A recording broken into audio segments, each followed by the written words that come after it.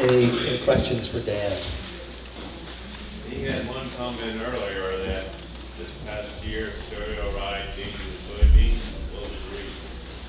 So, at least in our area, and we're still trying to figure out, I don't know if some of you experienced this, I think it was such a challenging environment. Like, if you planted soybeans into tall cereal rye April 19th, April 18th, you're okay, no problems. You planted it April 20th the next day, and you had a cold spell of 6 days, and those soybeans just really struggled. The seed slot, getting some of the seed slot closed, and which is why we're going to be talking about planter setup. Some of that wasn't done well. We've had, a lot of guys are 2-3 years into their system, so it's not fully mature, and we had some slug problems. I think just the weather didn't play out well. I don't know, Lucas, if you have experience with that. I think we're still trying to figure out, but it was the weather played out that in a system like that, it hurt us a little bit. Soybeans were weird last year. Yeah, soybeans were weird. Yeah. Dan, have you ever tried a forage soybean for an interseeding species? No. So the comment was, have we tried a forage soybean for interseeding? A cool season legume, yeah, might be worth something.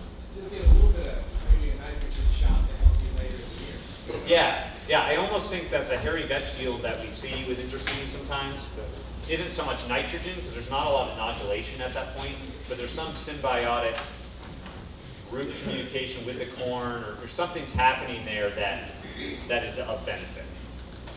So With forage soybean, I would watch the timing of planting. Most forage soybeans are very viney and could actually pull your corn crop to the ground.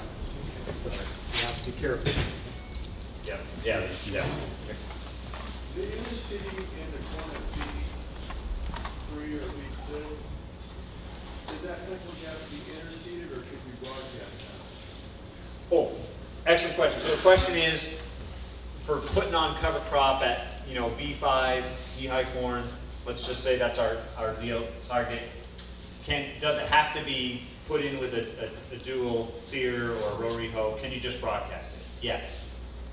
There's a lot of guys. Anal ryegrass now can be coated, so it could be spread 80 foot with a high clearance spreader, because typically this would only spread 20 feet. So yes, it can be broadcast, and it would just be like aerial seeding in the fall. You just need a good rain to get that to come up. But generally, June, we get rains, there's lots of humidity down there. It generally works really well. We just had a rotary hoe because it was out in the wood lot. It makes me feel a little better that we kind of get an incorporation. But So you said about that ryegrass is all concrete now. that's kind of what they're saying. So for guys, Don't spill it in here then. yeah, don't spill in here. That's right. So for guys dealing with, I like to think about it. If you're fighting compaction and clays, like that's a good principle to take. Okay, then we want this species in our mixes, right? We want anal ryegrass working for us in that way. Who was doing the work on that? Lloyd Murdoch is a retired professor at the University of Illinois, and he's. Is it Kentucky? Is that what it's called? Yeah.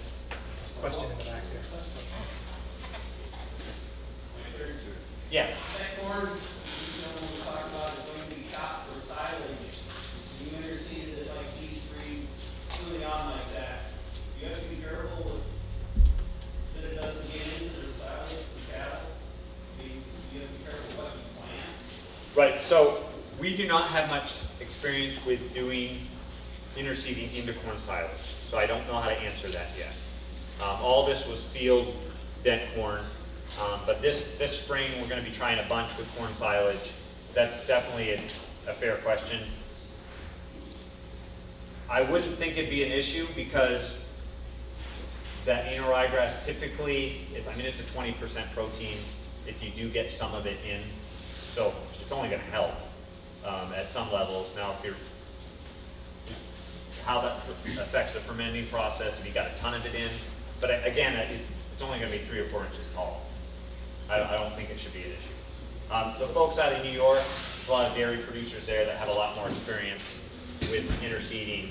It's really taken off there, is my understanding. So, It'd just be like the brassicas, which have very high water content. Yeah. You would want to be careful, and there is some information that they can tend to give off flavor to milk in a dairy operation, so you'd want to be careful in introducing it at small rates. yeah, that's a good point.